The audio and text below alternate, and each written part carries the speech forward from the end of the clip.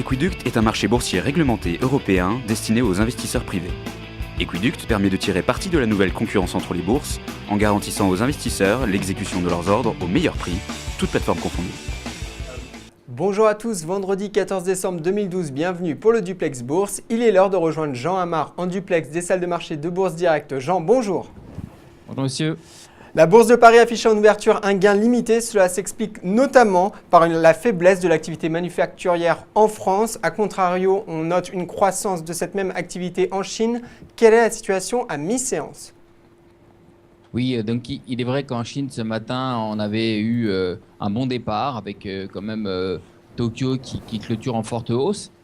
Non, c'est plutôt la Chine, pardon. C'est la Chine qui clôture en forte hausse. Tokyo en légère contraction. Parce que ça concerne principalement la Chine. Ensuite, ce matin, on a eu l'indice des directeurs d'achat. On s'aperçoit qu'en Allemagne, donc, il est passé au-dessus des 50. Il est meilleur, pas nettement meilleur, mais il est meilleur. Donc au-dessus de 50, c'est plutôt bon. En France, il reste en contraction, en dessous de 50, et ça fait 10 mois que ça dure. Donc bon, c'est pas génial. Et aussi en Europe, sur la zone euro, il est ressorti à 47,30, en dessous de 50. Néanmoins, c'est meilleur parce que le mois dernier, tu as 46,80. Donc tous ces chiffres-là pèsent un petit peu sur la tendance ce matin. Et quels sont les supports résistances à surveiller aujourd'hui ? Donc, on va continuer à surveiller la zone 3650-60 que le marché a du mal à passer ces derniers jours. Il peine, il est autour. Alors bon, on tourne autour de 3630, 650, 660. Donc en haut, il faudra surveiller 660, 680. Donc si ça passe 680, évidemment, on aura tout de suite en tête une poursuite de ce mouvement vers 3720, voire 3730, ce qui est possible. À contrario, les supports à surveiller 3630, 3615 et surtout 3580 qui est important, sur lequel on a rebondi récemment. Du côté des titres, on note un rebond pour Alcatel-Lucent qui s'envole ce matin. C'est notamment dû à des facilités de crédit. Que pouvez-vous nous dire sur ce bond ?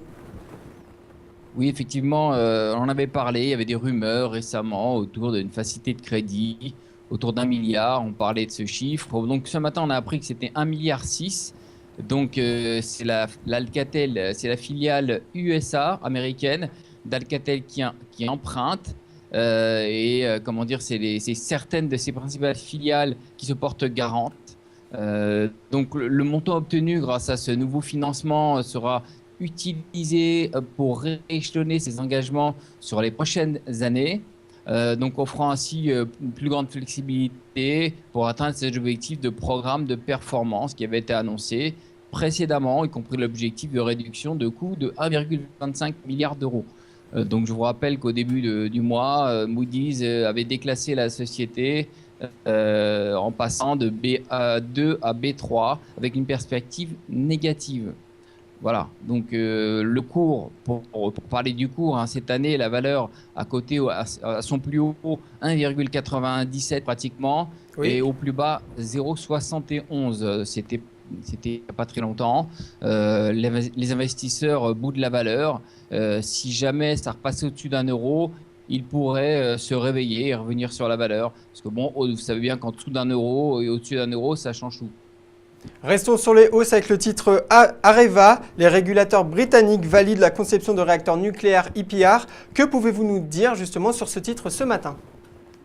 Oui, effectivement, ce que vous dites est vrai, ça a été annoncé ce matin. Je vous rappelle que c'est le seul réacteur de 3e génération à obtenir cette certification au Royaume-Uni, c'est important. C'est un excellent signal pour les autres pays qui hésitent encore. Donc voilà, le groupe vise la construction de 16 réacteurs EPR d'ici fin 2016, c'est important. Du côté financier, fin septembre, le carnet de commandes d'Areva était au top historique, il faut quand même le rappeler.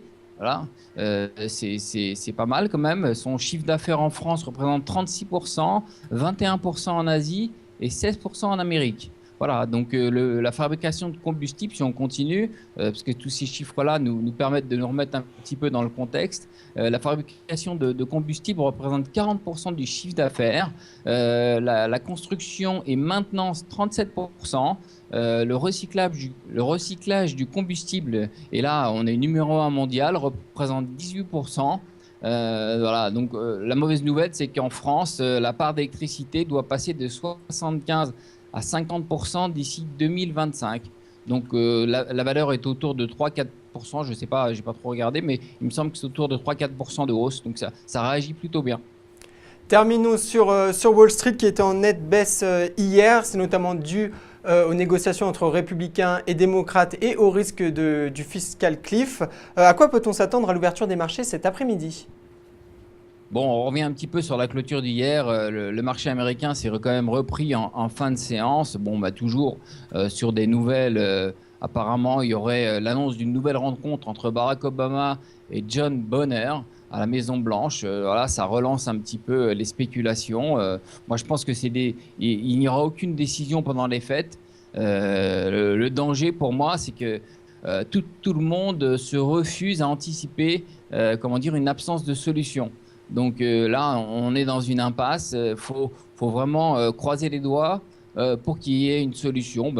Au mois d'août de l'année dernière, ils avaient fait patienter jusqu'au dernier moment. Donc on a jusqu'à la fin du mois, donc ça risque d'être un peu long. Et les retournements de situation risquent d'arriver de nouveau. Bon, cet après-midi, pour les chiffres, on attend les prix à la consommation. Donc il faut surveiller l'inflation et la production industrielle en novembre. Voilà. Oui, en plus, le président Obama s'est engagé à trouver un accord avec les Républicains avant la fin de l'année. Merci pour ces explications, Jean. Passez une bonne journée. Merci. Quant à nous, on se retrouve lundi pour un nouveau Duplex Bourse. Bon week-end. C'est l'heure de Dr Win et Mr Lose. À gauche, c'est Mr Lose. À droite, Dr Win. Leur point commun, investir en bourse. Leur différence, Mr Lose réalise toujours ses transactions sur le marché historique.